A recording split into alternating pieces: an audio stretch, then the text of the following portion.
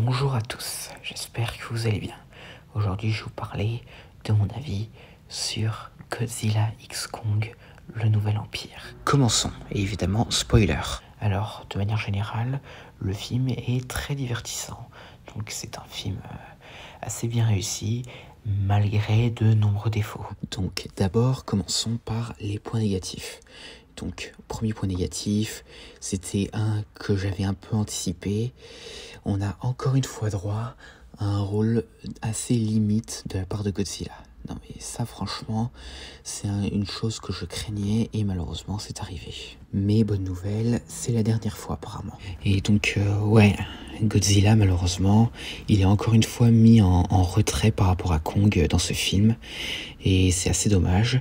Et aussi concernant Godzilla, c'est son évolution. Certes, son nouveau design est pas mal, mais on dirait que sa puissance c'est la même que dans le précédent film. Donc voilà. Donc pour poursuivre dans les points négatifs, c'est l'importance des humains.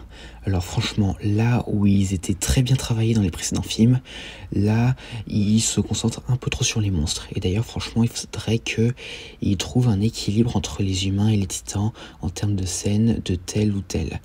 Et non pas pour se concentrer plus l'un que sur l'autre. Ça, c'est quelque chose d'ailleurs qui serait pas mal à l'avenir. Mais ouais, franchement, les humains, à part quelques-uns, ils auraient pu être mieux. Et d'ailleurs aussi, je trouve ça vraiment étrange qu'ils aient pas eu le courage de dire au moins où étaient Nathan Lind, Madison Russell, etc. Même si dans le cas de cette dernière, selon les dires de Wingard, elle pourrait revenir avec un rôle plus important à l'avenir. Et donc ensuite, troisième point négatif, alors, c'est Scylla et Tiama. Franchement, qu'est-ce que vous avez pensé de la mort de ces deux titans ?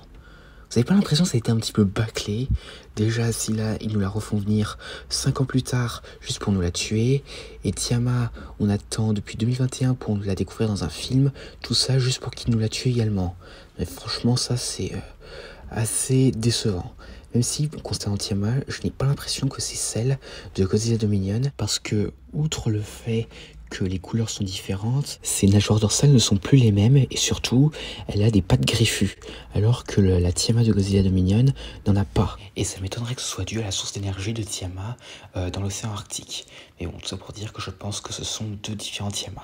Et donc ensuite, pour poursuivre dans les points négatifs, après on passera bientôt aux points positifs qui sont bien plus nombreux, mais bon, eh bien, c'est concernant l'antagoniste principal du film, le roi Scar. Parce que le roi Scar, certes, il est classe, mais au final, il ne représente pas vraiment une grande menace parce qu'on peut voir, il est presque inefficace contre Godzilla. Pour vous dire, contrairement à tous les précédents antagonistes titans du Monsterverse, eh ben, il n'a même pas réussi à le toucher, ni même à le faire trembler. Mais c'est le seul point négatif concernant Scar, parce que lui, c'est un antagoniste très bien réussi de manière générale. Et je dirais même le meilleur antagoniste pour Kong.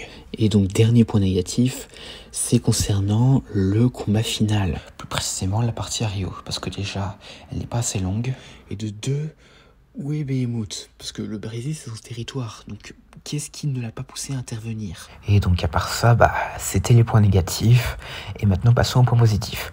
Alors déjà, Kong, il est super bien travaillé et évolue très bien. Même s'il y a des chances que ça soit un de ses derniers films, étant donné qu'apparemment, l'avenir du Monsterverse se reconcentrera sur Godzilla à l'avenir. Mais bon, alors vraiment, il évolue très bien. Et une scène qui m'a bien fait marrer avec lui, c'est que quand il arrive dans le repère de Scar, il y a un des singes qui lui hurle dessus, et après il lui donne un gros coup de poing sur le nez. Ouais, ça franchement, c'était assez drôle.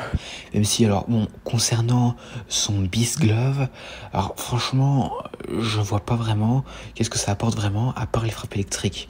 Pour vous dire, il ne l'aurait pas eu, il ne serait pas fait congeler le bras par Shimo, et ben, ça n'aurait presque rien changé, pour vous dire. Et donc ensuite, concernant Zuko, alors déjà, il est mignon, et surtout, j'adore la scène où Kong, il utilise Zuko comme une arme.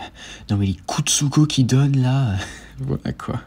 Et donc alors, la Terre creuse, toujours aussi magnifique, et nous avons l'occasion de découvrir un peu plus de créatures, comme les War Dogs, une espèce de vipère aquatique, ou encore une espèce de grenouille perroquet, qui, je sens, va devenir le nouveau mème du Monsterverse après Doug. Et d'ailleurs, l'espèce de vipère aquatique, elle peut faire un hommage au serpent de mer géant dans King Kong Escape. Et donc alors concernant Trapper, alors franchement c'est un personnage assez drôle et même un des meilleurs qu'on a eu. Et même si bon, certains dialogues avec Hélène Andrews je trouve étaient un petit peu inutiles à certains moments, mais bon. Et concernant Gia, eh bien elle évolue très bien. Et sa connexion avec Mothra, eh bien c'est une assez grosse surprise et assez bonne de revoir cette chère reine des monstres. Et franchement les retrouvailles entre Mothra et Godzilla, non mais là franchement magnifique. Je peux imaginer l'échange qu'il y a dû avoir entre ces deux-là. Et d'ailleurs, j'adore l'expression sur le visage de Godzilla pendant cette scène. Et franchement, cette équipe entre Godzilla, Kong et Mothra, là, franchement, c'était assez dingue à voir. Et c'est au passage la première fois que Kong rencontre Mothra. Même si c'est quelque chose qui a été déjà envisagé dans les années 60. Et donc ainsi, ce projet de rencontre entre Kong et Mothra se réalise enfin. Et donc, concernant l'armée de Scar, alors, en vrai, ils sont plutôt pas mal. Bon, ça c'est un peu plein des singes sur les bords, mais c'est pas grave. Et aussi, une chose à savoir, c'est que une partie de l'armée sont composées d'hybrides. Car en effet, Scar, pendant les décennies avant les films, a pris par la force plusieurs femelles Kong avec qui il a engendré une progéniture qui mélange son agilité et la force des Kong. Et donc alors, pour revenir à Godzilla, certes, son évolution au final, elle n'est pas trop utile, et il a peu de temps d'apparition, mais de manière générale, il est aussi majestueux qu'il a toujours été. Déjà, comme on peut le voir défoncer Scylla et tout, même si bon, comme je l'ai dit, c'est pas vraiment des scènes qui m'ont vraiment plu, notamment celle de Scylla et Tiamara, même si le reste ça va. Et j'ai vraiment aimé comment il s'est attaqué à Scar pendant la bataille finale et lui a détruit son fouet pour qu'ensuite Zuko détruise le cristal permettant de contrôler Shimo, enfin voilà quoi. Et pour les deux scènes où il dort dans le Colisée, eh ben, c'est assez spécial, même si selon les dires des producteurs, c'est parce que Rome lui rappelle son ancien temple, celui apparu dans Godzilla 2 où Serizawa s'était sacrifié. Donc maintenant, on peut dire que Rome, c'est un de ses nouveaux repères. Et donc maintenant, pour revenir aux antagonistes, alors, Scar, franchement, même s'il a un point négatif, il est incroyable. Et d'ailleurs, j'ai bien aimé son côté malsain qu'ils lui ont donné. Et d'ailleurs, il y a une scène que j'aime bien, c'est que Scar, quand il rencontre Kong, il lui regarde sa dent en métal qui lui a été mis par Trapper.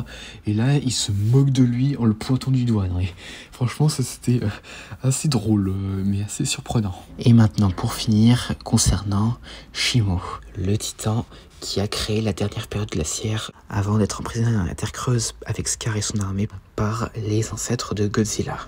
Alors très clairement, c'est le nouveau titan créé par Monsterverse que je préfère le plus. Parce que déjà, elle est classe et on peut se sentir un petit peu désolé pour elle parce que elle s'est fait torturer pendant des siècles par Scar qui l'a forcé à créer l'ère glaciaire et tout.